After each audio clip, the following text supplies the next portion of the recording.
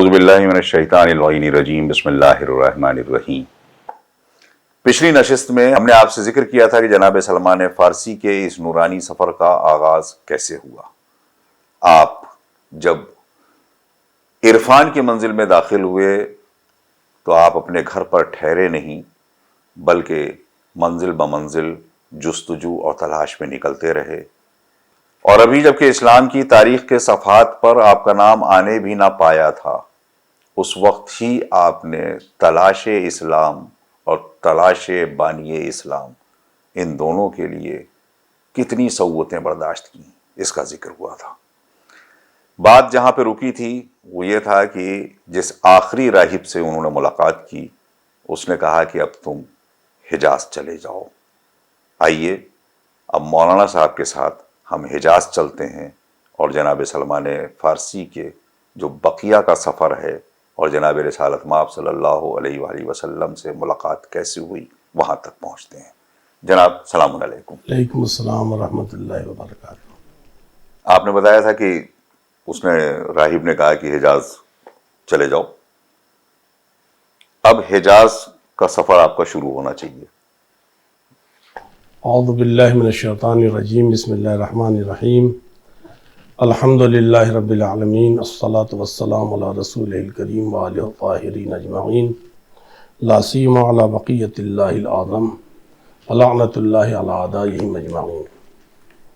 دیکھیے بات یہاں تک پہنچی تھی کہ جناب سلمان فارسی اپنے گھر سے نکل کر پہلے تو عیسائی مذہب اختیار کرتے ہیں اور مختلف راہبوں سے ملتے ہوئے اسکندریہ جب پہنچے، اور اسکندریہ کے راہب نے کہا اب میرے بعد کوئی سچا عیسائی نہیں رہ گیا ہے جو تمہیں حق بتا سکے، اور میرے علم کے مطابق اور نشانیوں کے مطابق آخری نبی کا ظہور ہو چکا ہے، لہذا تم جزیرت العرب حجاز کی جانب چلے جاؤ، تم کو وہیں پر ملاقات ہوگی، اور جب ان سے تمہاری ملاقات ہو تو میرا سلام کہنا۔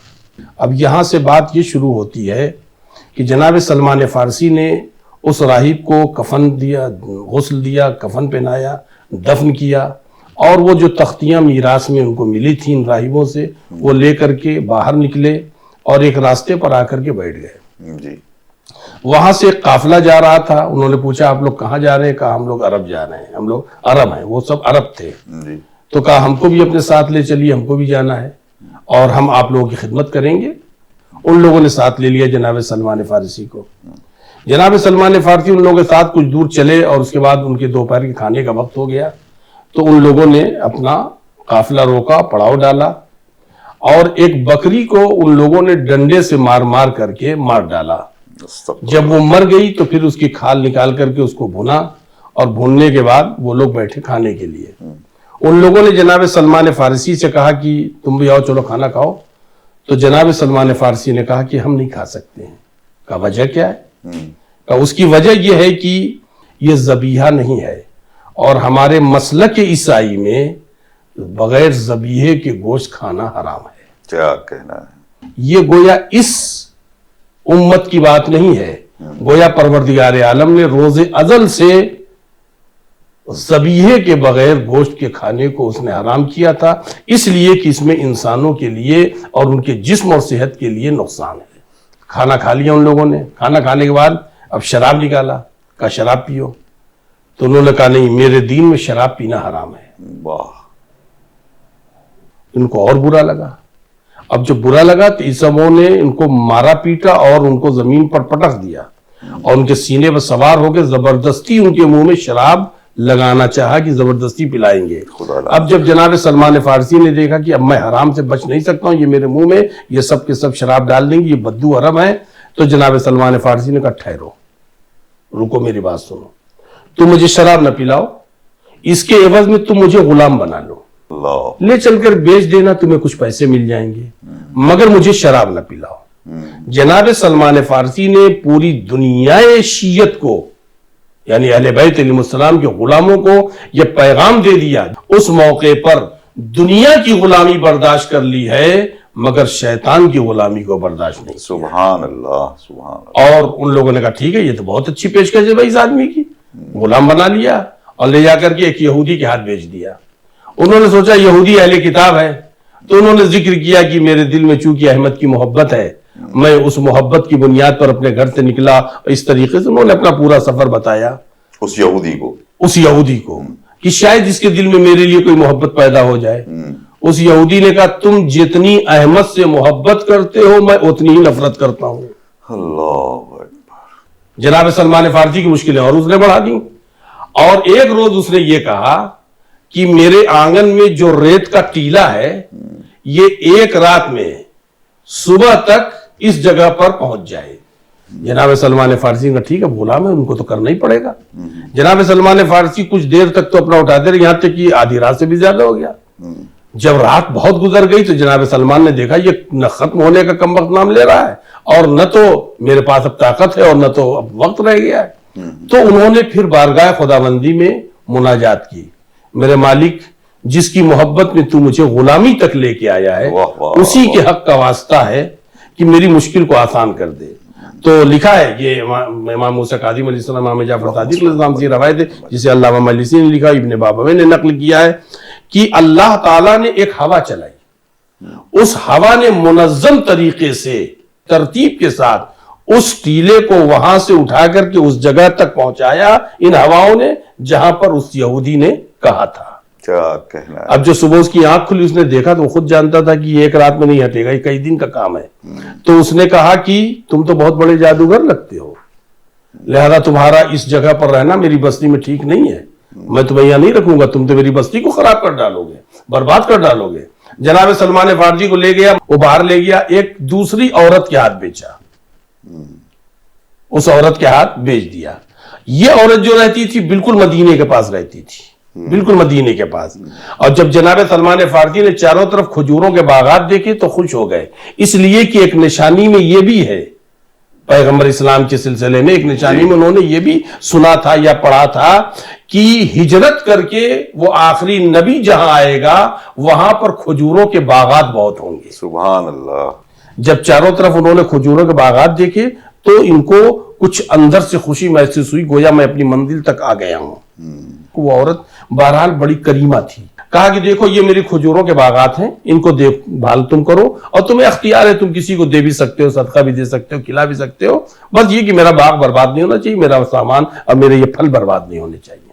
جناب سلمان فارسی وہاں پر اس باغات کی دیکھ بھال کرنے لگی.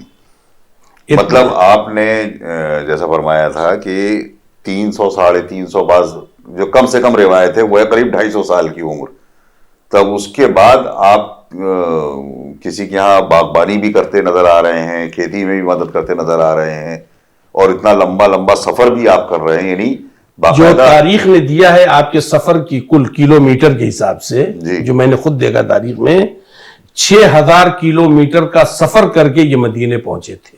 اللہ، جس میں کتنے خوش نصیب ہیں ہم لوگ کہ جو نجف سے کربلا ہم لوگ مشی کرتے ہیں کل 80 کلومیٹر، اس کے اتنے ثواب رکھا گیا ہے اس کے لیے اور اتنی عظمت کا باعث ہے وہ ہمارے لیے. اور ایک شخص جو ہے وہ اسلام تلاش کرنے کے لیے 6000 کلومیٹر چل چکا، اسی حسین کے نانا کو تلاش کرنے کے لیے، اسی حسین کو تلاش کرنے کے لیے تقریباً 6000 کلومیٹر بتایا گیا تاریخ میں. اور اس میں مختلف صعوبتیں ہیں، پریشانیاں ہیں. ان پریشانیوں میں ایک سب سے بڑی پریشانی غلامی کی ہے. یہ غلامی کوئی آسان نہیں ہے. غلام کسی کا بننا، ایک آزاد بننا، انسان جو ہے کسی کا غلام بن جائے، نوکری کرنا اور غلام بننا اور وہ بھی اتنے بڑے خاندان، اتنے بڑے خاندان اور دولت مند گھر تھے، یہ بھی نہیں کوئی غریب فقیر دے رہے ہوں. لہذا جناب سلمان فارسی اپنے باغ میں ایک روز تھے کہ انہوں نے دیکھا کہ کچھ لوگ ہیں جو مدینے کی جانب سے آ رہے ہیں جی، اور جو آ رہے ہیں یہ تقریباً 7 یا 8 لوگ ہیں اور بادل ہے جو ان پر سایہ کیے ہوئے ہیں. سبحان اللہ. بس جناب سلمان فارسی کی باچھیں کھل گئیں کہ ان میں سے یقیناً کوئی ایک نبی ہے. اس لیے کہ یہ قافلہ جہاں جہاں جا رہا ہے وہاں وہاں یہ بادل جا رہا ہے. اور راہبوں نے جو علامتیں بتائی تھیں اس میں سے یہ ایک پہلی علامت انہوں نے دیکھا. ایک تو یہ کہ جہاں پر وہ ہجرت کر کے آئے گا وہ کھجوروں کے باغات کا شہر ہوگا، وہ انہوں نے دیکھا، اس سے کچھ ان کو امید لگی. تو اب ان میں سے کون نبی ہے یہ نہیں معلوم. وہ لوگ اسی باغ میں آ کر کے بیٹھے کچھ سستانے کے لیے. تو جناب سلمان فارسی ایک طبق میں کچھ کھجوریں لے کر کے گئے. کہنے لگے کہ نبی پر صدقہ حرام ہے. اللہ اکبر. اب دیکھیں اس میں سے کون نہیں کھاتا ہے. سبحان اللہ. تو جناب سلمان فارسی جب لے کر کے گئے ایک طبق میں کھجور, کہا کہ صاحب یہ صدقہ ہے ہماری طرف سے, کھا لیجئے آپ لوگ. تو پیغمبر اسلام نے جتنے ہاشمی لوگ تھے ان کو روک لیا, جس میں مولا کائنات تھے, جناب حمزہ بھی تھے, جناب عقیل بھی تھے, ان لوگوں کو روک لیا, اور بقیہ جو ہاشمی نہیں تھے کہا یہ آپ لوگ کھائیے. اب پھر فیصلہ مشکل. اب پھر فیصلہ مشکل ہو گیا کہ اب ان میں سے کون نبی ہے. جی. اب وہ گئے ایک طبق میں پھر لے کر کے آئے, کہ صاحب یہ ہدیہ ہے کھا لیجئے. کہا نبی ہدیے کا انکار نہیں کرتا ہے, اور کبھی بھی گفٹ کو ہدیے کا انکار نہیں کرنا چاہیے. یہ نہ دیکھے کتنے پیسے کا ہے, یہ دیکھے کہ آدمی کا خلوص کتنا ہے. کیا کہنا ہے. تو پیغمبر اسلام نے کہا ہاں بھائی اب آپ لوگ کھائیے. جن لوگوں کو روکا تھا ان سے کہا اب آپ لوگ کھائیے. بڑی مشکل کہ اب ان میں سے کون نبی ہے. اب جناب سلمان فارسی وہاں پر گویا طواف کرنے لگے کہ کیسے میں اس آخری نشانی کو دیکھوں, اس لیے کہ انہوں نے صدقہ تو کھایا نہیں ان لوگوں نے. اب ان لوگوں کو ہدیہ دیا تو سب کھانے لگے, یہ جو دو چار ہیں ساتھ میں. تو جب وہ گھومنے لگے تو پیغمبر اسلام نے فرمایا, بہروز پرانا نام جو ان کے گھر کا نام تھا, بہروز کیا تم مہر نبوت دیکھنا چاہتے ہو؟ ہاتھوں کو جوڑ کے کہا میں اسی کی تلاش میں ہوں.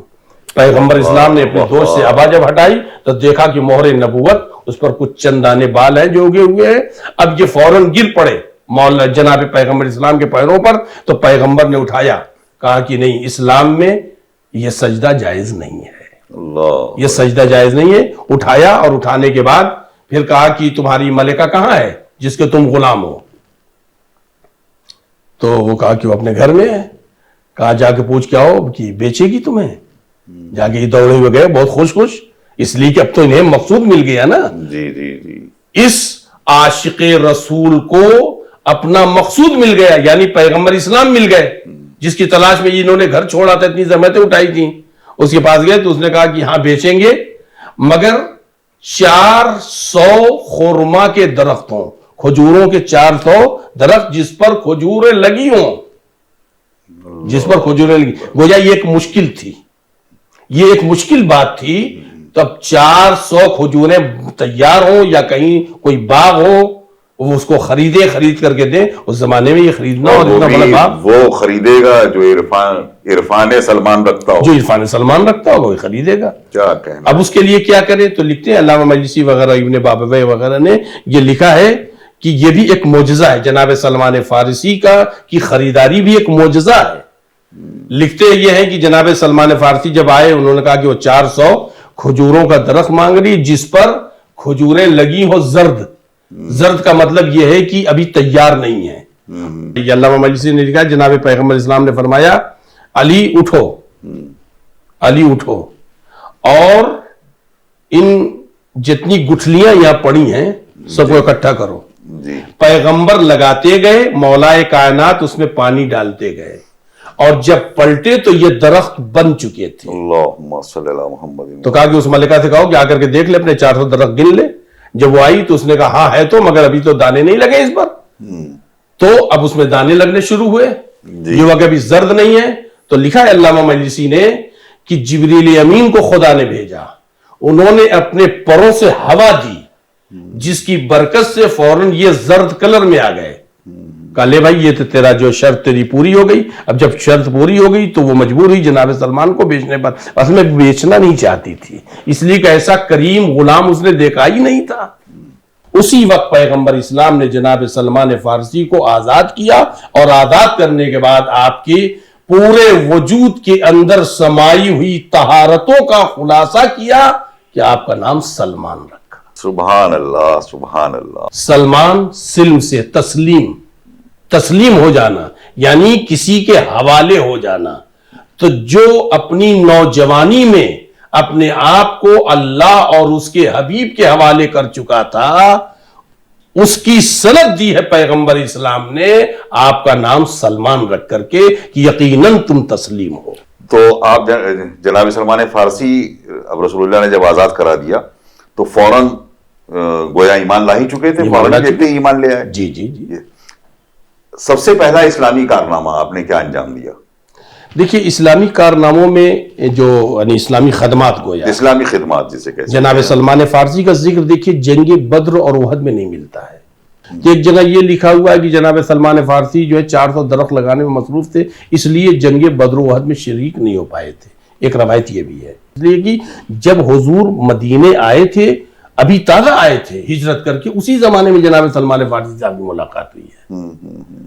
تو ابھی پیغمبر یہ جنگ اور آتے ساتھ ہی جو ہے وہ جنگوں کا سلسلہ شروع ہو گیا، آنے کے بعد 1 سال کے بعد جو ہے جنگ کا سال سلسلہ بھر کے شروع ہو اندر گیا ہی، ہے. ہاں. لہذا جناب سلمان فارسی کے سلسلے میں ایک روایت یہ بھی ملتی کہ بدر و احد میں آپ کی شرکت اس لیے نہیں ہو پائی تھی کہ آپ وہ 400 درخت لگانے میں مصروف تھے. ایک روایت یہ بھی ہے، جی. مگر وہ جو معجزے کے طور سے جو درخت ہوئے ہیں اور جناب سلمان فارسی کی خریداری ہوئی ہے، اس جگہ میں یہ کہہ سکتا ہوں کہ گویا جناب سلمان فارسی کو جس دین اور جس حقیقت اور مقصد حیات کی تلاش میں اپنے گھر کی ریاست کو ٹھوکر مار کر کے نکلے تھے اور مختلف صعوبتوں سے ہو کر کے گزرتے ہوئے آپ اپنے ہدف تک پہنچے تھے، لہذا اللہ نے آپ کو غلامی سے آزاد کرنے کا یہ راستہ پیدا کیا کہ معجزاتی اعتبار سے آپ کی قیمت اللہ نے ادا کی. کیا کہنا ہے، سبحان اللہ. لہذا جناب سلمان فارسی کا ذکر جنگ بدر و احد میں تو نہیں ملتا ہے، البتہ آپ کا ایک بنیادی کارنامہ جنگ خندق میں ملتا ہے. کیا وجہ یہ ہے کہ جب ابو سفیان نے تمام دشمنان اسلام کو ایک پلیٹ فارم پر جمع کیا، حزب کے معنی ہے گروہ کے، اس کی جمع ہے احزاب، بہت سے گروہ. اس جنگ کو جنگ احزاب کہتے ہیں. یہ جنگ احزاب میں بچوں کے لیے بتا دوں کہ جو مشہور ہے ہم لوگوں کی زبان زد ہے وہ جنگ خندق. جی یہ وہی جنگ خندق ہے. اس موقع پر چونکہ بہت بڑا لشکر لے کر کے آ رہے تھے اور مدینے کو جب یہ خبر ہوئی کہ ابو سفیان بہت بڑا لشکر لے کر کے آ رہا ہے تو مسلمانوں کے اندر رعب اور بہت زیادہ خوف بیٹھ گیا. اتنا خوف تھا کہ بعض تاریخوں نے یہاں تک لکھا ہے کتنے لوگ مرتد ہونے کے موڈ میں آ گئے تھے. مرتد ہونا یعنی اپنے کفر کی طرف پلٹنے کے موڈ میں آ گئے تھے کہ اب ہمیں پلٹ جانا چاہیے کفر کی طرف. یہاں تک تاریخ جان بچنے کا وہی ایک راستہ، جان بچانے کا ایک راستہ یہ ہے. دوسرے یہ ہے کہ کچھ لوگ مدینے سے دوسرے راستوں سے چھپ چھپا کر کے باہر بھی جانے لگے تھے. ایسے موقع پر جناب سلمان فارسی نے کہا کہ اس لشکر کی طاقت کو روکنے کے لیے، گویا اس کی باڑھ کو روکنے کے لیے، اس کی اسپیڈ کو روکنے کے لیے خندق کھود دیجئے مدینے کے باہر. مدینے کے باہر خندق کھود دیجئے. عربوں کو یہ نہیں معلوم تھا کہ خندق کیا چیز ہوتی ہے. عربوں کو یہ نہیں معلوم تھا کہ خندق کے ذریعے بھی دشمن سے بچا جا سکتا ہے. کیا کہنا ہے. لہذا جب جناب سلمان فارسی نے خندق کا مشورہ دیا کہ خندق کھودی جائے تو پیغمبر اسلام نے حکم دیا، خندق کھودی گئی. اور خندق اتنی یعنی آپ کے گہری جو گر جائے تو نکل نہ پائے، اتنی چوڑی کہ کوئی ایک آدمی اگر کودنا چاہے، آدمی نہیں گھوڑا بھی اگر کودنا چاہے تو اس طرف کود نہ پائے. یعنی گھوڑا اگر چھلانگ لگانا چاہے تو ادھر چھلانگ لگا کے آ نہ سکے. اور لمبائی میں اتنا کہ مدینے کو اس طرح سے گھیر لے کہ کوئی اس میں کسی طرف سے داخل نہ ہونے پائے. اللہ اکبر. اور جب یہ خندق کھودی جا چکی اور ابتدائی اسلام ہے مختصر سا لشکر ہے. جناب سلمان فارسی نے اپنی ایکسپرٹیز کے حساب سے یہ رائے دی ہوگی تو اس کے بعد یہ عمرو ابن عبدود پھر بھی چھلانگ لگا گیا، یہ کیسے ممکن ہو گیا؟ دیکھیے اصل میں تاریخ کہتی ہے کہ عمرو ابن عبدود اپنے کچھ سپاہیوں کے ساتھ، یعنی یہ 3 بہادر تھے، یہ سب سے بڑا بہادر تھا، 2-3 اور بہادر اس کے ساتھ تھے. یہ روزانہ خندق کا چکر لگاتے تھے گھوڑے پہ بیٹھ کر کے، اور یہ اندازہ لگاتے تھے کہ کہیں سے کچھ اتنا ہو کہ ہمارا گھوڑا کود سکے. تو ایک جگہ خندق کی چوڑائی کچھ کم تھی تو اس نے اپنے گھوڑے کو ایڑ جب لگایا تو یہ چھلانگ لگا کے ادھر چلا گیا. 2 عدد ایسے تھے کہ اس میں سے ایک گر پڑا، اور جو گر پڑا تو اس کو بعد میں مسلمانوں نے قتل کیا ہے. بعد میں مسلمانوں نے سے پھر قتل کیا، وہ خندق سے نکل نہیں پایا ہے. اور ایک عدد جو ہے وہ یعنی گویا ادھر ہی رہ گیا، نہیں پہنچ پایا ادھر. تو اس یعنی تھوڑی سی خندق کا تھوڑا سا حصہ وہ جو ہے ایسا تھا کہ جہاں سے وہ چھلانگ لگا سکتے جدھر گویا متوجہ نہیں ہوئے کھودنے والے. جی ہاں. اس لیے وہ جو ادھر اب ظاہر ہے کہ وہ پوری خندق جناب سلمان فارسی تو کھود نہیں رہے ہیں. جی تو اس میں سب سے زیادہ کنٹریبیوشن بھی آپ ہی کا رہا ہوگا کھودنے میں. جی بالکل بالکل. آپ نے باقاعدہ وہ نقشہ بتایا ہو کتنا گہرا ہونا چاہیے, کتنا چوڑا ہونا چاہیے, لمبائی کتنی ہونی چاہیے, اس میں خود حضور بھی لگے رہے. ہاں یہ میں نے کسی روایت میں جب پڑھا کہ حضور خود اس میں لگے رہے, بلکہ ایک پتھر تھا جس پر جب وہ لوگ وہ مارتے تھے بیلچا تو وہ چھٹک جاتا تھا. تو آگے سلمان نے کہا کہ یا رسول اللہ ایک پتھر ہے جو کٹ نہیں رہا, اس کے بغیر کام نہیں بنے گا. تو پیغمبر اسلام آئے ہیں اور آپ نے خود اپنے دست مبارک سے جب اس پر بیلچا مارا تو ایک نور سا چمکا جس پورے مدینہ منور ہو گیا. آپ نے بشارت دی کہ مطلب ایران جو ہے فتح ہوگا, پھر بشارت دی کہ روم فتح ہوگا. اس طرح سے آپ نے اسلام کی ترقی کی بشارتیں اس موقع پہ دی ہیں, جیسے جیسے اس سے جو ہے روشنی پیدا ہوتی رہی ہے. اور یہ پوری خندق ماہ مبارک رمضان میں کھودی گئی ہے, ماہ روزے کی مبارک حالت رمضان میں میں کھودی گئی ہے. تو لہذا پیغمبر اسلام صلی اللہ علیہ وآلہ وسلم کو جب انہوں نے یہ مشورہ دیا اور خندق کھودی گئی, اور جب خندق کھود کے تیار ہو گئی اور لشکر کے آنے سے پہلے, دشمن کے لشکر کے آنے سے پہلے خندق کھود کر کے تیار ہو گئی, تو ان کو اطمینان ہوا کہ ہمارا شہر محفوظ رہے گا, بیوی بچے محفوظ رہیں گے, اور بقیہ اب دیکھا جائے گا جو ہونا ہوگا. اور خندق دیکھتے ہی ابو سفیان مایوس بھی ہوا, اس لیے کہ عرب میں خندق کا رواج نہیں تھا. اس کے تصور سے بالا تھا کہ میرے اتنے بڑے لشکر کو روکنے کا پہلا انتظام سلمان فارسی کر چکے ہیں. پہلا انتظام سلمان فارسی کر چکے, اس کو تصور سے باہر. اسی لیے میرے خیال میں بنی امیہ جناب سلمان فارسی کو کم دکھانا چاہتے ہیں, اس لیے کہ سب سے پہلے بنی امیہ کے سردار کو مایوس اگر کسی نے کیا تو جناب سلمان فارسی. تو اس وقت جتنے قبیلے والے تھے کہنے لگے سلمان و منا, سلمان و منا, سلمان و منا.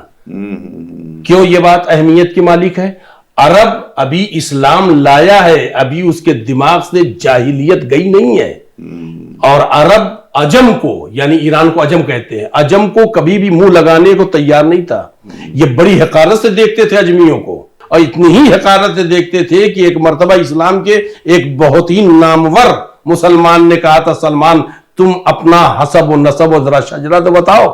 تو سلمان فارسی نے کہا تھا کہ میری ابتدا چند قطرے نجس پانی سے ہے اور میری انتہا مردار ہے, اسی کے درمیان اب اپنے آپ کو جو بنانا ہے بنا لے آدمی. جو اسی وقت قرآن کی آیت نازل ہوئی. جی, تو جناب سلمان فارسی کے اس عمل سے چونکہ عرب بہت خوش ہو گئے مسلمان, تو وہ کہنے لگے سلمان و منا, سلمان و منا. یعنی ایک اجمی کو اب عرب اپنے خاندان کا حصہ بنانا چاہتا ہے. تو اس موقع پر پیغمبر اسلام نے کہا کہ سلمان نے مسلمانوں کو نہیں بانی اسلام کو بچایا ہے, سبحان اور بانی اسلام کے بچنے کا ایک راستہ انہوں نے نکالا ہے. لہذا سلمان کا حق یہ ہے کہ منا اہل البیت, سبحان اللہ, ہم اہل بیت میں سے. سبحان اللہ. جناب سلمان فارسی کی عظمتوں کا آپ کچھ ذکر کرتے ہیں, جو جناب رسالت مآب صلی اللہ علیہ وآلہ وسلم اور مولا کائنات کی صحبت میں رہ کے جو آپ کو وہ چیزیں حاصل ہوئی تھیں علوم کے سلسلے میں, حکمت کے سلسلے میں, کہ جو بہت کم لوگوں کو ملی یا نہیں بھی مل سکی. تو ایک جملہ ہے جناب سلمان فارسی کا جو بہت قیمتی ہے کہ مجھے 3 چیزیں رلاتی ہیں اور 3 چیزیں ہنساتی ہیں. میں چاہتا ہوں کہ ہمارے بچوں کو آپ یہ ضرور بیان کر دیں. جی, یہ ابن بابوے سے روایت ہے کہ جناب سلمان فارسی نے فرمایا تھا, آپ کے حکیمانہ کلمات میں یہ باتیں ملتی ہیں. جناب سلمان فارسی بہت سے علوم کے مالک تھے, بہت سے علوم کے مالک تھے, انشاءاللہ تعالی آئندہ میں ذکر کروں گا. تو جناب سلمان فارسی فرماتے تھے کہ 3 چیزیں مجھے رلاتی ہیں. ایک تو اپنوں کی جدائی, بے شک, یعنی جو دنیا سے چلے جاتے ہیں. دوسرے موت کی جو ہولناکی ہے, جو موت کا خوف ہے, موت کا جو روب ہے, یہ چیز مجھے رلاتی ہے. اور تیسرے جو چیز مجھے رلاتی ہے وہ مقام میزان ہے, یعنی وہ جگہ جہاں انسان کے اعمال کو تولا جائے گا, کتنا ہے کیسا ہے, اللہ کتنا ہے اور کیسا ہے. یہ 3 چیزیں مجھے رلاتی ہیں اور 3 چیزیں مجھے ہنساتی ہیں. یہ ابن بابوے نے بھی اس روایت کو نقل کیا ہے. ایک تو یہ کہ انسان دنیا کے پیچھے دوڑ رہا ہے جبکہ موت اس کے پیچھے دوڑ رہی ہے. کیا کہنا ہے، واہ واہ۔ انسان دنیا کے پیچھے دوڑ رہا ہے اور انسان کے پیچھے موت دوڑ رہی ہے، اسے خبر نہیں کہ موت میرے پیچھے آ رہی ہے، اور دنیا کی تلاش میں ہے، خبر ہی نہیں کہ میں جس چیز کو تلاش کرنے نکلا ہوں، جس چیز کو چاہے حلال سے یا حرام سے کسی بھی طریقے سے، اور میں استعمال کر پاؤں گی یا نہیں، اس لیے کہ میرے پیچھے موت، اس کی خبر نہیں ہے۔ ایک چیز تو یہ جو مجھے ہنساتی ہے، دوسرے یہ کہ جو انسان اپنی آخرت سے غافل ہے، جبکہ اللہ اور ملائکہ اس کی زندگی سے غافل نہیں ہے، نوٹ کر رہے ہیں، ساری اس کے اعمال جو ہیں نوٹ ہو رہے ہیں۔